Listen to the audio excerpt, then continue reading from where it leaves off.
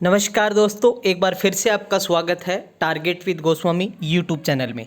मैं सुनील गोस्वामी और बहुत ही बेहतरीन वीडियो होने वाला है हरियाणा जी के MCQ का। तो ये डे सेकंड है। इससे पहले मैंने एक और वीडियो कराया था जिसमें कतई जहर प्रश्न थे और इसमें भी ऐसे ही बेहतरीन क्वेश्चन मैं आपके लिए लेके आया हूँ। तो आपको वीडियो पसंद आए तो ज़्यादा से ज़्यादा लाइक और शेयर करें और चैनल को सब्सक्राइब करना ना भूलें। तो चलिए बिना टाइम वेस्ट करते हैं हम स्टार्ट करते हैं। और जितने भी MCQ अभी तक मैंने करवाए हैं जो बहुत ही बेहतरीन है, उन सभी का लिंक आपको मैं डिस्क्रिप्शन में दे दूंगा ताकि आप अच्छे से अपनी तैयारी को है वो कर सके। तो चलिए शुरुआत करते हैं। और इन सभी की PDF फाइल के लिए आप टेलीग्राम से जुड़ जाइए। वहाँ पर जनवरी और फरवरी मंथ की जो मैगजीन है जो हरियाणा की ऐसे ही जो बनाई हुई है बिल्कुल हैंड रिटन और ऐसे इमेजेस के साथ, तो वो आपको बिल्कुल फ्री में मिल जाएगी। ठीक है, चलिए शुरुआत करते हैं। फर्स्ट क्वेश्चन आपकी स्क्रीन पे है, कालका शिमला रेल मार्ग का दूसरा नाम बताइए। आपको कमेंट बॉक्स में अपना आंसर ज़रूर मेंशन करना है। जितने भी आप क्वेश्चन करो आप स्कोर बताना अपना कितना स्कोर आया इन क्वेश्चन में से। तो कालका शिमला रेल मार्ग का दूसरा नाम कालका रेलवे, KPR, KCR, KSR। तो इसका जो दूसरा नाम है वो है KSR। कालका, K से कालका, S से शिमला और R से रेलवे। ठीक है, KSR इसका दूसरा नाम है। ठीक है, यहाँ पर मैं आपको बता दूँ जो कौन सी ट्रेन चलती है, ये भी आपसे पूछ लेंगे कि यहाँ पे कौन सी ट्रेन चलती है, मीटर गेज चलती है, जो है नैरो गेज चलती है, कौन सी चलती है। तो आप सभी को बताना है कि यहाँ पे कौन सी ट्रेन चलती है, नैरो गेज चलती है। ठीक है, नैरो गेज, क्योंकि पहाड़ी क्षेत्र है तो यहाँ पर नैरो गेज चलाई जाती है। और नैरो गेज की जो पटरी की चौड़ाई कितनी होती है, 0.7 जो है 76 मीटर। ठीक है, ये आपको बता देना है, 0.76 मीटर। ठीक है, समझ आ गया आपको यहाँ तक। चलिए अब पहाड़ी क्षेत्र है, ये ट्रेन यहीं से जाती है और आप ये देख सकते हैं। ठीक है, बिल्कुल बहुत सारे इसमें टनल भी आते हैं। और जो कालका से शिमला तक बात करूं तो ये लगभग 96 किलोमीटर की दूरी पड़ती है, 96 किलोमीटर की। ठीक है, चलिए अगला है, कालका शिमला रेल मार्ग को पूर्ण रूप से कब जोड़ा गया। देखिए इस रेल मार्ग को जो है अंग्रेज़ों के टाइम में बनाया गया। तो इसकी जो बनाने की प्रोसेस जो शुरुआत में जो है हम बात करें 1896 में इसको बनाने की योजना तैयार की गई थी और 97 में इसका कार्य स्टार्ट किया गया। ठीक है, और 1903 में ये बनकर तैयार हो गया। 9 नवंबर 1903 को, 9 नवंबर 1903 को ये बन के तैयार हुआ। ठीक है, राइट आंसर होगा 1903। पूर्ण रूप से कब जोड़ा गया, मतलब जब बन के ये तैयार हो गया कालका से शिमला, 9 नवंबर 1903 को। और जो पहली ट्रेन चलाई गई थी उस ट्रेन का नाम था क्राउन ज्वेल। ठीक है, क्राउन ज्वेल उस ट्रेन का नाम था। ठीक है, समझ आ गया। तो अभी जो चल रही है अभी ट्रेन, आप इस पे लिख रखा है कालका शिमला टॉय ट्रेन जर्नी। तो इस अब जो ट्रेन चल रही है उसका नाम है टॉय ट्रेन, एक खिलौना ट्रेन बोल सकते हो, टॉय ट्रेन। ठीक है, छोटी सी आप देखेंगे क्योंकि पहाड़ी क्षेत्र है ना, छोटे छोटे डिब्बे इस टाइप से होती है, तो ये टॉय ट्रेन यहाँ है। ठीक है, 1903 इसका राइट आंसर होगा जब पहली बार यहाँ चली थी। अगला इसी से संबंधित है, कालका शिमला रेल मार्ग को यूनेस्को द्वारा विश्व धरोहर का दर्जा कब दिया गया। अब फर्स्ट तो क्वेश्चन आपके माइंड में यूनेस्को क्या है, तो इसकी फुल फॉर्म आपको जरूर ध्यान रखनी है। United Nation Educational Scientific and Cultural Organization है ये। इस यूनेस्को की जो स्थापना है वो हुई थी 1945 में। ठीक है, 16 नवंबर 1945 को। इसका मुख्यालय पेरिस फ्रांस के अंदर है और इसके जो अभी वर्तमान में जो अध्यक्ष हैं वो आंद्रे अजोले हैं। ठीक है, तो कब जोड़ा गया, ये इंपॉर्टेंट क्वेश्चन है, आया भी हुआ है पेपर में। तो इसको 2008 में जोड़ा गया है। ठीक है, 2008 में। राइट आंसर क्या होगा, 2008। ठीक है, 3 क्वेश्चन अच्छे से आपको समझ आ गए। चलिए आगे बढ़ते हैं, दीवान वाला खोल बांध किस नदी पे है।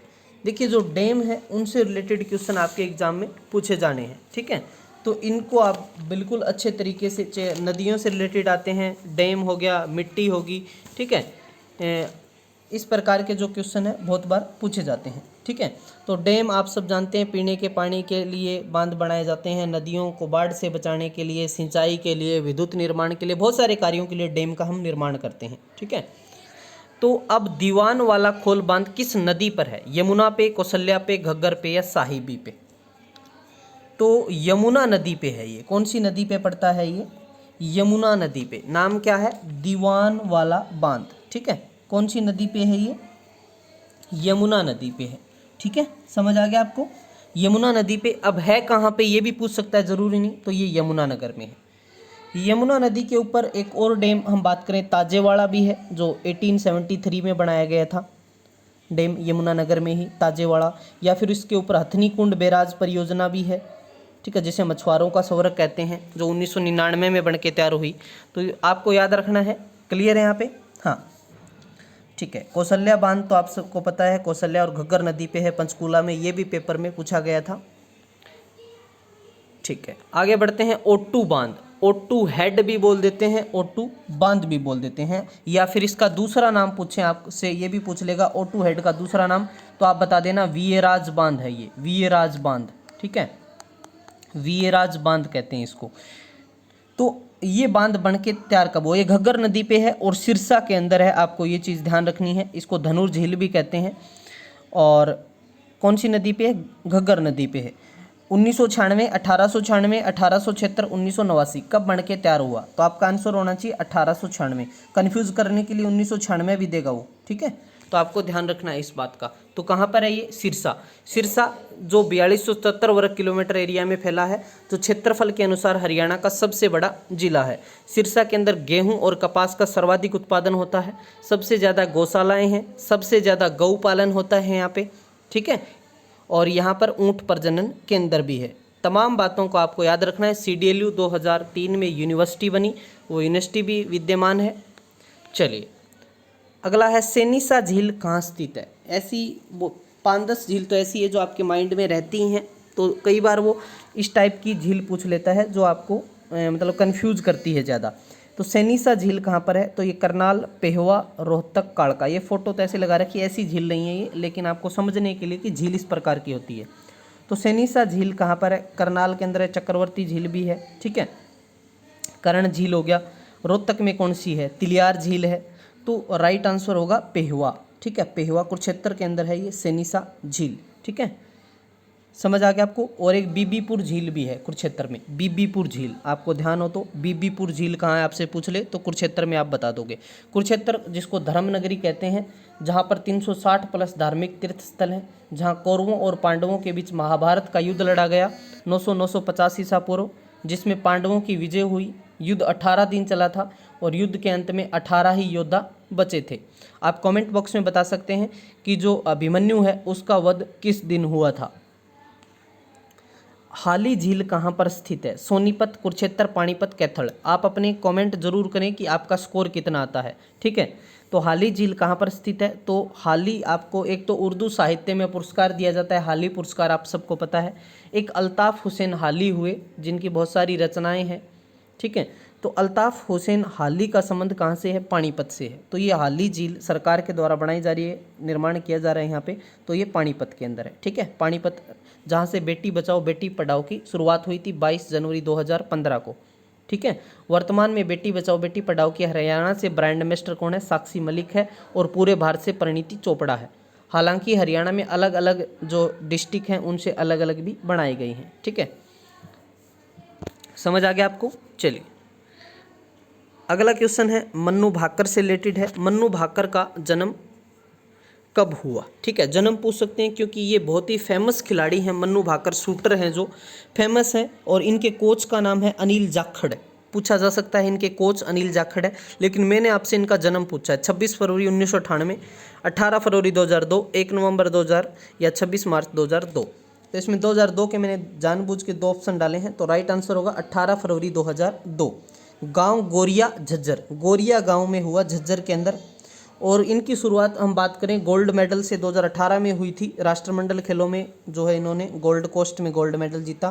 फिर 2018 में इन्होंने ब्यूनस आयर्स में युवा ओलंपिक में गोल्ड लिया। 2019 में नई दिल्ली में जो ISSF का जो एक शूटिंग हुई थी वहाँ पे भी गोल्ड। फिर बीजिंग विश्व कप हुआ उसमें भी गोल्ड, और उसके बाद म्यूनिख विश्व कप हुआ उसमें भी गोल्ड। तो लगातार गोल्ड पे गोल्ड मारी जा रही है ये लड़की, तो इससे ज़रूर आपसे क्वेश्चन पूछा जा सकता है। तो कॉम्प्लिकेटेड हो सकता है इसका जन्म कब हुआ, कौन से गांव में गोरिया झज्जर के अंदर पड़ता है। झज्जर को शहीदों का गांव कहा जाता है। और इसका कोच पूछ ले तो अनिल जाखड़ बताना है आपको, ठीक है। चलिए बहुत बढ़िया, आगे बढ़ते हैं। निम्नलिखित में से किसको 2020 में राजीव गांधी खेल रत्न पुरस्कार नहीं मिला। तो इस प्रकार का क्वेश्चन बहुत अच्छा क्वेश्चन बन जाता है। ऐसा क्वेश्चन HCS में पूछा जा सकता है, क्योंकि वो उसमें ज़्यादातर पर्सन ऐसे डालता है जिसमें आपके ऑप्शन कंफ्यूज हो। अब क्वेश्चन आपको समझ नहीं आ रहा होगा ज़्यादातर बच्चों को कि राजीव गांधी खेल रत्न पुरस्कार नहीं मिला, विनेश फोगाट, दीपा मलिक, रोहित शर्मा, रानी रामपाल। हालांकि इन जो है चारों खिलाड़ियों को जो है पुरस्कार मिला है, ठीक है, गारंटी के साथ कह रहा हूँ मैं, इन चारों को राजीव गांधी पुरस्कार मिला है। तो अब सर ये प्रश्न आपने क्यों दिया, अब देखो प्रश्न ध्यान से पढ़ना है, ये बहुत इंपॉर्टेंट बात है। निम्नलिखित में से किसको 2020 में राजीव गांधी खेल रत्न पुरस्कार नहीं मिला। अब 2020 का पूछ रहा हूँ, इनमें से एक ऑप्शन ऐसा है जिसको 2019 में मिला, तो फंस गए आप, ठीक है। ऐसे प्रश्न गलत होंगे, 100% होंगे। तो अब देखो ये 5 जो नाम है, इन 5 को मिला है 2020 में। रोहित शर्मा, ठीक है, एक ये जो थेंगवेलू है, एक मनिका बत्रा को मिला, ठीक है, एक विनेश फोगाट को मिला, एक रानी रामपाल को। तो विनेश फोगाट, रानी रामपाल और रोहित शर्मा तीनों ऑप्शन में है। तो दीपा मलिक को 2019 में मिला था, जो पैरा ओलंपिक खिलाड़ी है दीपा मलिक। तो यहाँ कंफ्यूज करके आपको गलत करवा दिया जाएगा। दीपा मलिक का संबंध कहाँ से, भैंसवाड़ से, सोनीपत से, ठीक है, पैरा ओलंपिक खिलाड़ी जो चुनाव आयोग की ब्रांड एम्बेसडर भी है। तो ऐसे क्वेश्चन आपको गलत होंगे, और इन क्वेश्चनों को आप अच्छे से प्रैक्टिस कर लेंगे तो बिल्कुल गलत नहीं होंगे। चलिए, हाल ही में लक्ष्मीचंद पुरस्कार से किसे सम्मानित किया गया है। लक्ष्मीचंद पुरस्कार से किसे सम्मानित किया गया है, इंपॉर्टेंट क्वेश्चन है। सुरेंद्र शर्मा, ये हास्य व्यंग्य कवि हैं, राजकीय कवि हैं। गीता फोगाट और गजेंद्र फोगाट, सुनील ग्रोवर। दोनों फोटो में 2 बंदे दिख रहे हैं आपको, एक है गजेंद्र फोगाट और एक है सुनील ग्रोवर। तो इनमें से कन्फ्यूज हो जाओगे, तो राइट आंसर है गजेंद्र फोगाट, ठीक है। मुख्यमंत्री के साथ ये OSD के मतलब सरकारी पोस्ट पे भी हैं, ये सरकार की तरफ से अपॉइंट किए गए हैं। इनको दिया गया है लक्ष्मीचंद पुरस्कार। लक्ष्मीचंद बहुत बड़े सांगी थे, ठीक है, तो इनके गुरु का नाम मान सिंह था।